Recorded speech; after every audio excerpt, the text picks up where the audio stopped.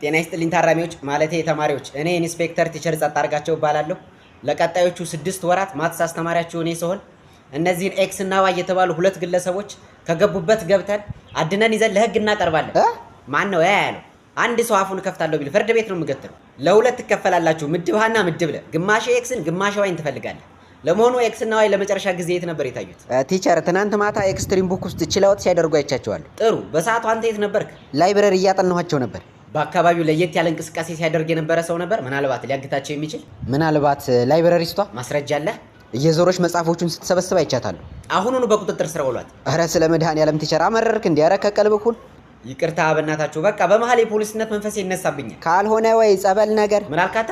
አይ እዚሁ ነው። ኧረ መደፋፈር። ነገውኑ ጣቢያ ምስክር ይዘህ ማለቴ ቢሮ ወላጅ ዘንድ ትመጣ። ኢንስፔክተር ይቅርታ፣ ግን እንደ ሀሳብ መጀመሪያ ፖሊስ ጣቢያ መልቀቂያ ብታስገባ ባይ ነኝ። ልብህ እኮ አሁንም እዛው ነው ያለው። ዝም በል አንተ። ለመሆኑ የተሰጠህን ተልእኮ ፈጽመሃል? የምን ተልእኮ? የቤት ስራ ሰርተሃል ወይ? ማትስ ደብተሬን ሰርቀውኝ አልሰራሁም። እንደውም ይፈተሽልኝ። ይቻላል። ከፍርድ ቤት የፍተሻ ፈቃድ አለ? ኧረ ተው ቲቸር ተው። ቆይ በግድ ነው እንዲያባረሩ ከፖሊስ ጣቢያ? እባክህ እዛው ፖሊስ ጣቢያ ብሄር ነው መሰል የሚሻለኝ።